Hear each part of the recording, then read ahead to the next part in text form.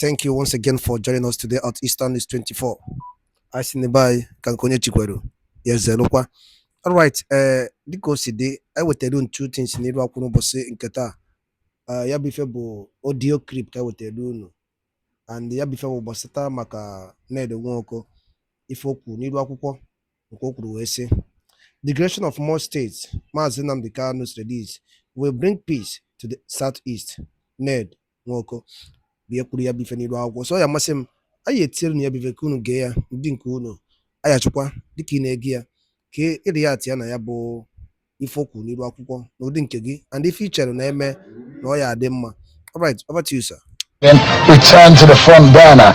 This time with renewed calls for the creation of Anioma State out of the present Delta region or Delta State in the now the Delta North Central District of Delta State. Well, at the National Assembly, lawmakers are revisiting the long-standing demand for new state in Lagos. As you will see, some of the pictures is just part of the ongoing efforts to address issues of equity, representation, and administrative balance across the federation. Proponents of Anioma State have argued that the move would not only correct perceived historical imbalances, but also strengthen local governance and regional identity. The latest agitation now comes as the Constitutional Review Committee begins fresh hearings on memorandum from across the country.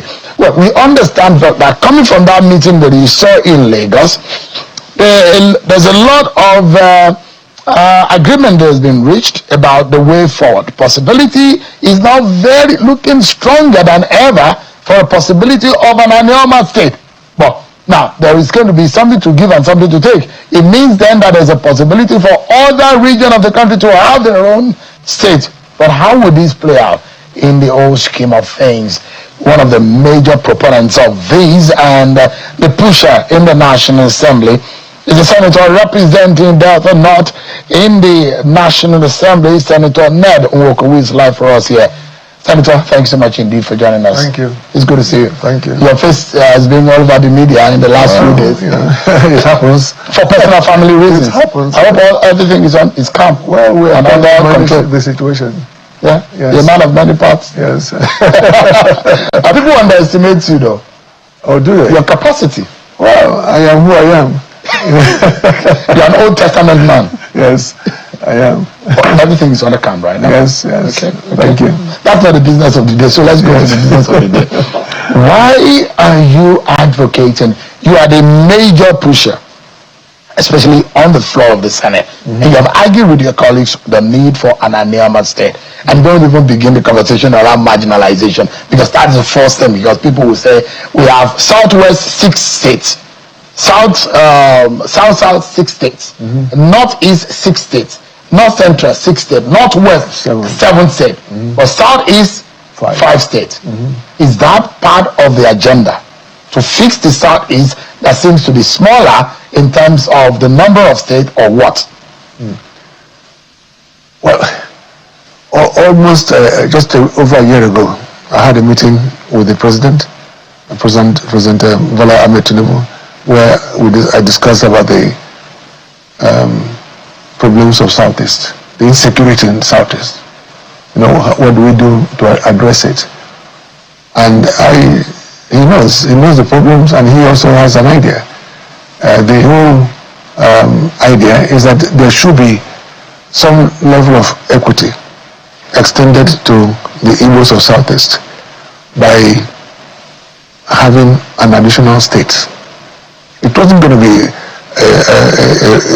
an easy task, to create one, but it is doable, and I'm happy that we have come this far. The point is this: even at that time, it was understood that the problems of Southeast, the agitations of the youths of Southeast, the killings there, the referring to the ESN groups and ESN and IPOB and the rest of them. These are young people who have come up to say that they are fighting for freedom because they are marginalized, and one of the areas that they've all spoken about and against is the fact that they are the only zone.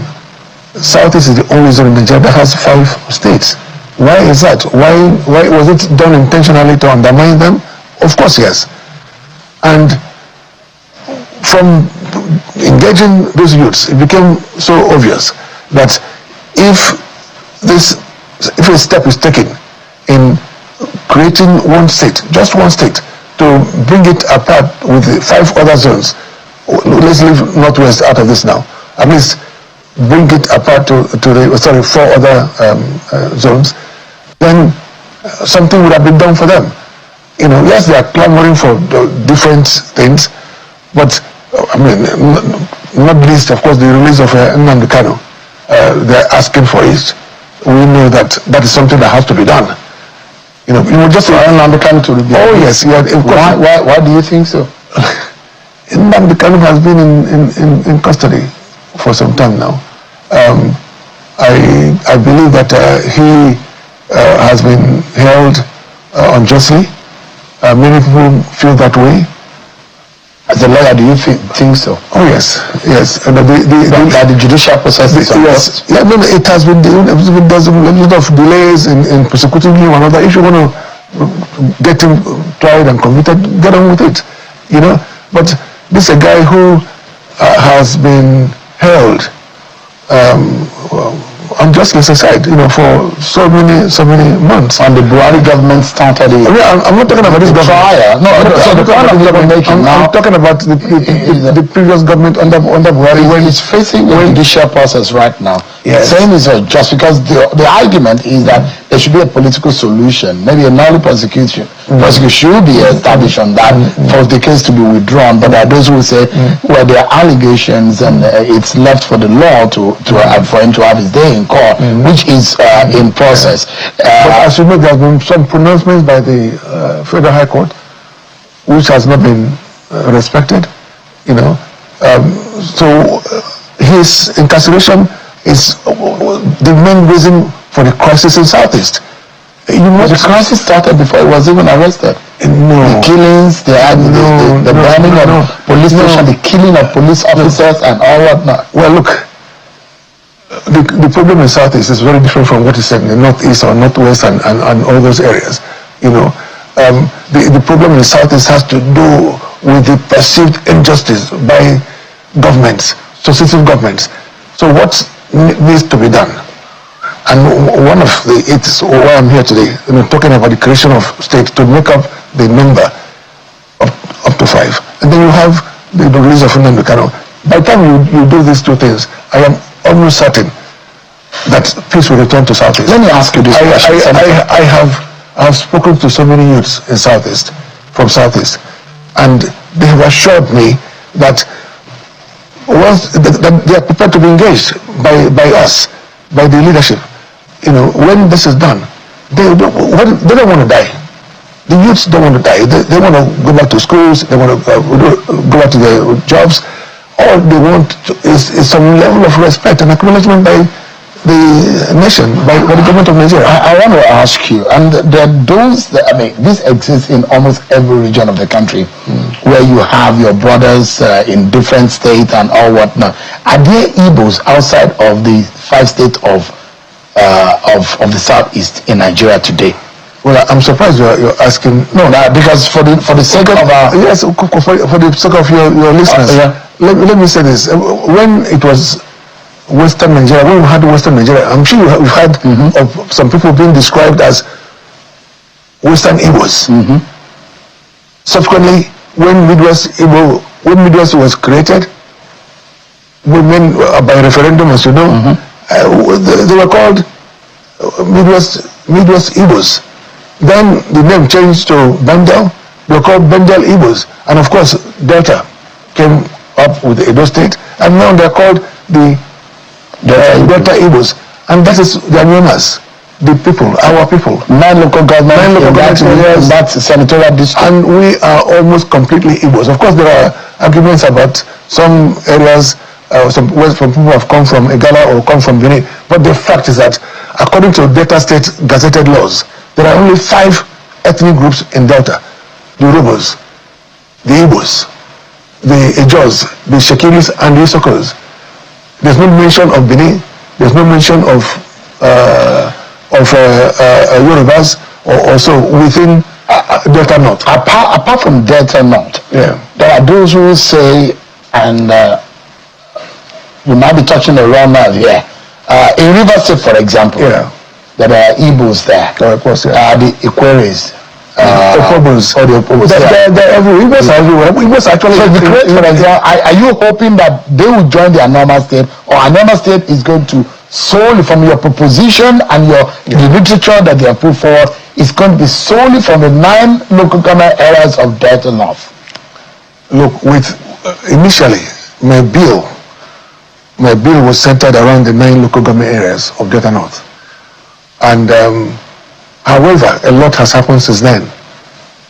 But if you look at the explanatory note to my bill, it talks about the Anioma State to become the 6th state of the Southeast, the 37th state of the country. Does the Southeast, so the 5 states in the Southeast see you as Igbos? Of course, yes. And I've heard, I don't speak much of Igbo, but I have read I can tell you, look, the 45 Igbos of the Anomas. No. Every language has dialects. Every language, even Yorubas, from Lagos to Oyo to... Even the Enugu Igbo is different from the Abia Igbo, is different from the Onitsha Igbo. Yes. But we are all Igbos. Anioma is historically an Igbo enclave. And there's no doubt about that. From our names to our language, to our culture, our tradition, our food, everything is Igbo. You know, and we have always identified ourselves as Igbos. Of course, there were 2 reasons why, for so many, almost like centuries, we were kept at the back burner, kind of confined to Western Nigeria. And why most people or some people from my area seem to have gotten to the point where they were not sure whether they were Igbos or not Igbos. But majority of us understand who we are and understand where we've come from. And let me just explain what I mean. There are, during the war, the Civil War, most people, we had the Asaba massacre. After the Asaba massacre and the rest of the killings within our area, we were told as kids that if you see Nigerian soldiers, you must not admit that you are Igbo. You must tell them that you're from Benin or that you are Yoruba. These are kind of things that we had to do to survive the ethnic cleansing that happened at that time. So, of course, there was also this issue of Benin Empire. You know, at the time there was a Benin Empire where, Benin at its height extended the tentacles to our area. So most of that, some people began to think that they were Benis, but we are not Benis, we are Igbos. There's nothing Benin about us. So you have people from Agbo, from Kwale, part of I'm looking at the major areas of the North, Delta North now that we now seed into what will now be called Anioma State. The question is the Ukwani people, they are opposing it. No, they are not. No. And have you heard some of the leaders who say they are vehemently opposing They're it? just some vocal guys who are saying that they don't oppose the creation of Anioma State. Let me say this sort of way. I don't know any Anioma person, man or woman, who's opposed to the creation of Anioma State. Some of them say they don't want to be part of Southeast because they are not Igbos. But they are just few and far between.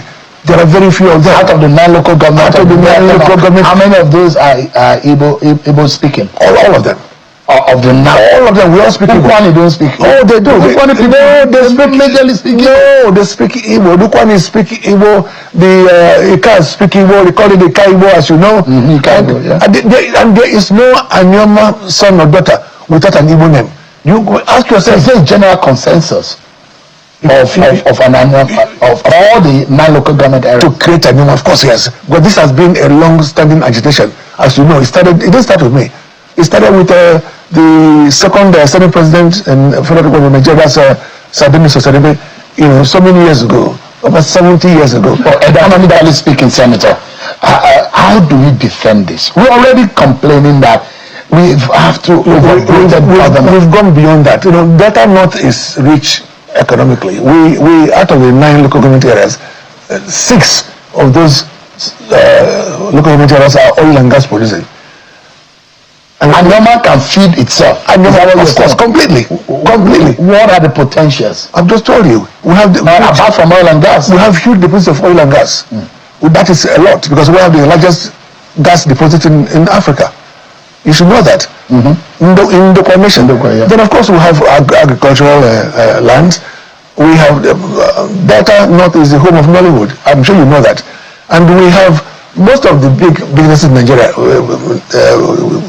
the television houses or media are from, or banking sector are from Anyoma. I'm sure you know that.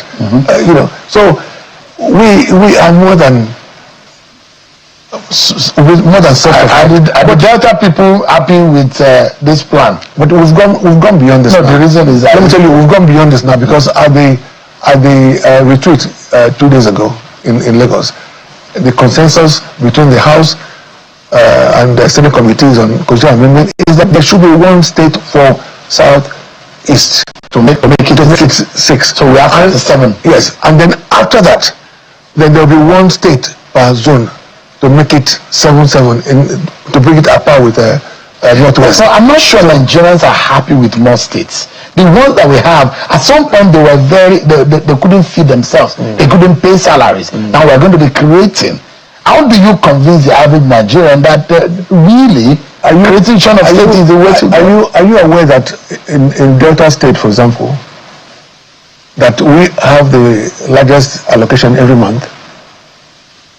Largest allocation FAC. Are you aware of that? And this comes from oil and gas resources. Delta North has almost 40% of that allocation, and that 40% is more than what you have in maybe Ebonyi or in Enugu or in Zamfara. So we are much more ready than most current states.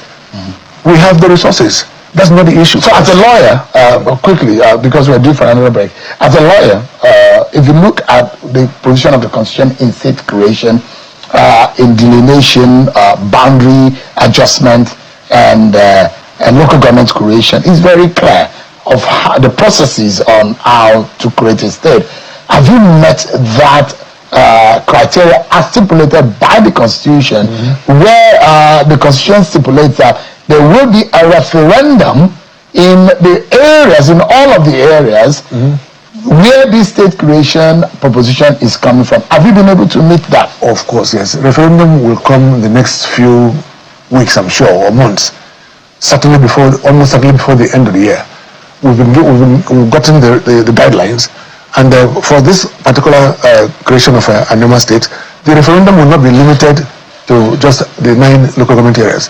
It will extend to all the 5 South-Eastern states because we are trying to take the slot that belongs to South-Eastern states. Why are you so passionate about this? Because it's an institution that's been 70-something years by our forefathers. But what if this fails, if it doesn't happen? Well, it's life. At least we would have tried our best. But who would have thought that we would have gotten to where we are now? Who would have thought so?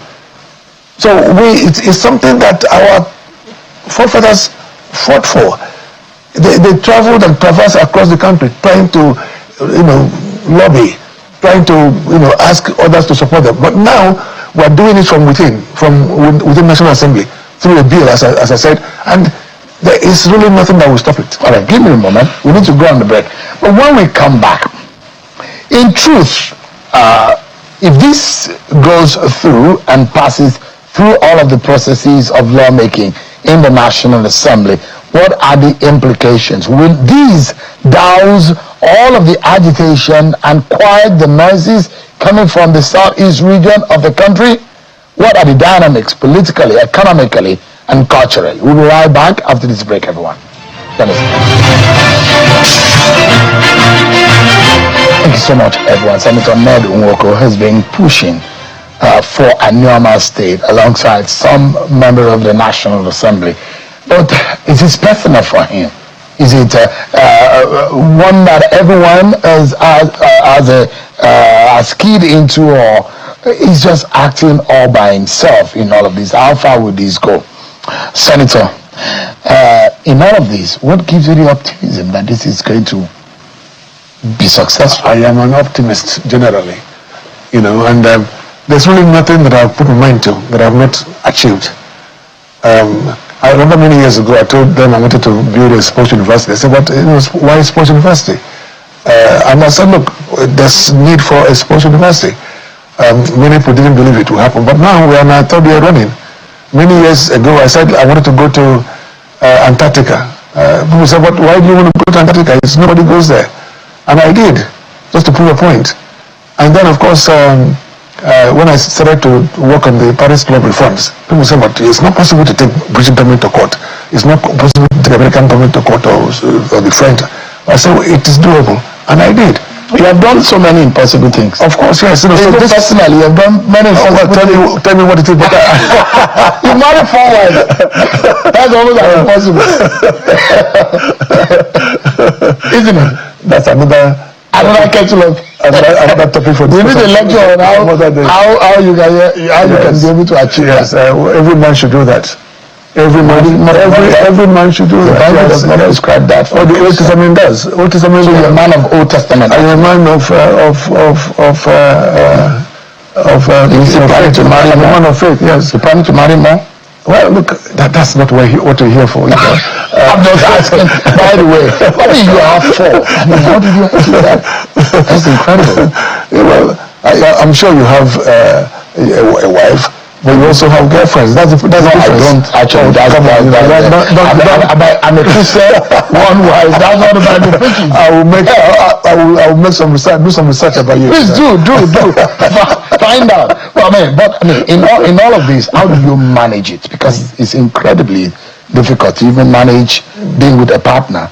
Not talk of 1, 2, 3, and 4.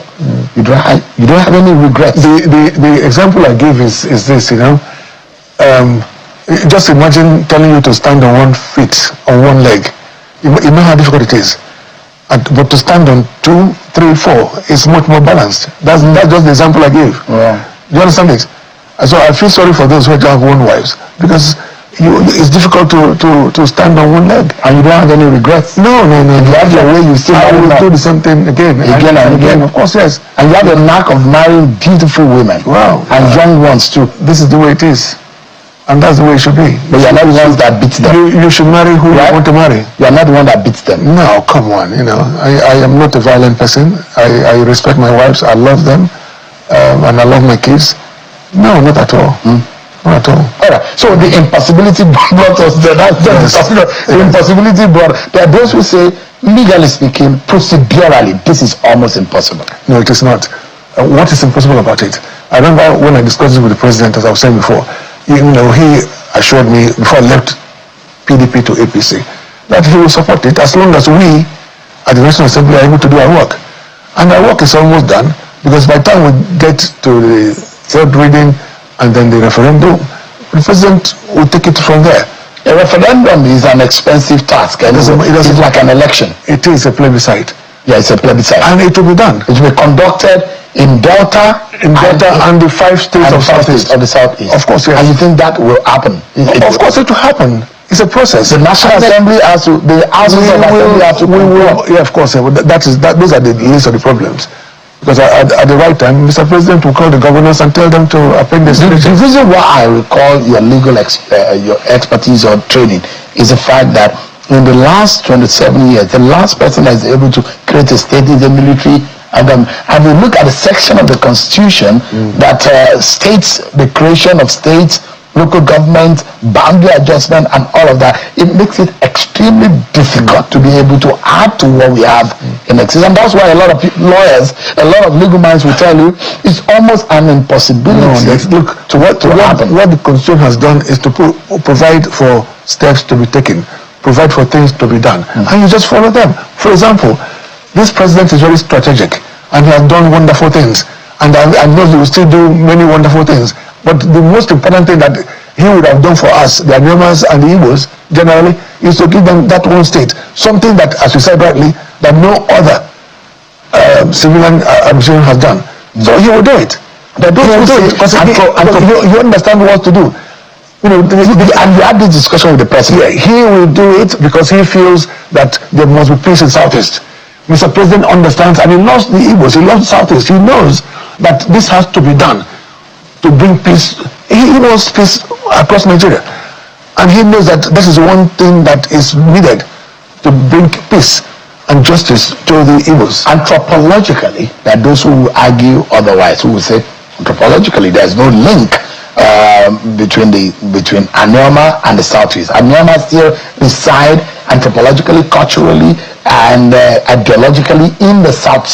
I've just told you the South was just a recent creation. Before then, I just told you how we were described as Western Igbos, as a Midwestern Igbos, as Bendel Igbos, and now Delta Igbos. So what do they call us Igbos? And as I told you, we all have Igbo names. We all have Igbo culture. We know. Look, I spent 5. Mine is Chinedu, but everybody call me Ned from Ned. Oh. You know, there's no. Do you have any Igbo or any Anyola person in this country? I'm very sure we do. Ask them their Igbo name. They'll tell you their Igbo name. And was there any time of war of conquest by Igbos across the Niger that they came to conquer us and that compelled us to bear Igbo names? No. Our market days are 4 market days they want to have, and that's exactly what they have in Southeast. And the history is the same. Let me quickly ask you this. When you say the Onitsha word for come is Bia, how does an Anoman person say? Bia neighbor. Look, when an Ndoko man speaks, I understand. You also understand me. When an Ika person speaks, we understand each other. I just told you there are different dialects. London, for example, has different dialects. From east of London to west of London to south of London to they all have different dialects. Senator, they all speak English. Senator, we're totally out of time. I'd like to get your final thoughts. Anoma will be done as a state in Southeast, and that will bring peace to Southeast, because some of my people are worried about the unrest in Southeast, and I'm assuring them that there will be peace in Southeast once an Anoma state is created as the choice of the Igbos. Now, what has happened is that the National Assembly Committee has put together a committee to decide on which state to choose from. There are about 7 states from Southeast, and we are one of those states, because we at the public hearing we also presented our case in Enugu. So I am sure, I'm totally out of time. I'm almost certain that we will be chosen. All right, Senator Chinedu, otherwise Sen Ned Nwoko. Thank you so much indeed for Thank that. you. I appreciate it. Ebumana ege ntị edalụli na enukwu si wee na n'onu ụbọchị nketa na Eastern News 24 bụ ebe anyị si were wetara ya bụ nnukwu ozi gbasịta maka ya bụ ife na-emenụ ka efi were ikwu gbasịta maka ya bụ ife ndị anyị wetara n'ụbọchị nketa n'iru akwụkwọ.